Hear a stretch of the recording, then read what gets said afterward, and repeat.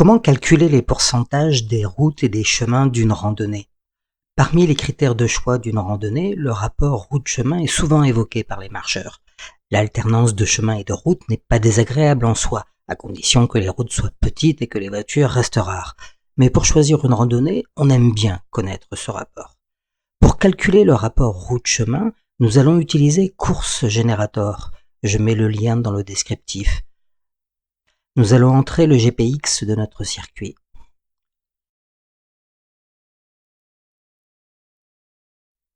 Le marqueur s'est automatiquement posé au départ du circuit. Je zoome un peu. Je ne vais pas détailler les possibilités de Course Generator, je vais me contenter de commenter la procédure de calcul du rapport route-chemin. Je commence par cliquer sur l'icône « Ajouter une marque ». Voilà, la marque verte s'est superposée au marqueur de départ. Je clique maintenant sur l'étape suivante, le début du chemin. Je clique sur l'icône « Parcours très facile ». Parcours très facile est un code qui identifie une route. Toute la partie entre mon point de départ et l'entrée du chemin est maintenant enregistrée comme route. Je cherche la fin du chemin.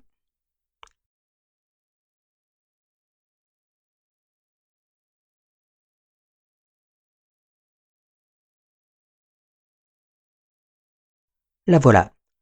Je clique pour la définir. Cette fois-ci, je clique sur l'icône « Parcours très difficile », ce qui va identifier cette section comme un chemin. La zone concernée devient verte, c'est la couleur que j'ai choisie dans les paramètres pour visualiser mes chemins. Je n'ai besoin que de 2 qualifications route et chemin, je n'utilise donc pas les autres icônes de difficulté intermédiaire. À chaque alternance route-chemin, je clique et je qualifie la section identifiée.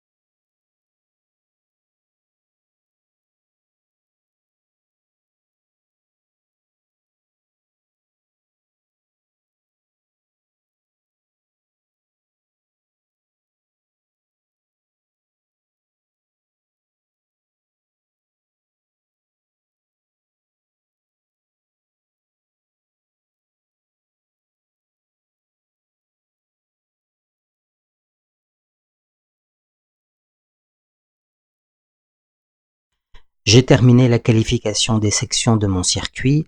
Dans la réalité, ça me prend 1 minute. Je choisis maintenant l'onglet Statistiques. Je clique sur Rafraîchir pour qu'il prenne en compte mes interventions. Et je peux lire les pourcentages des routes et des chemins.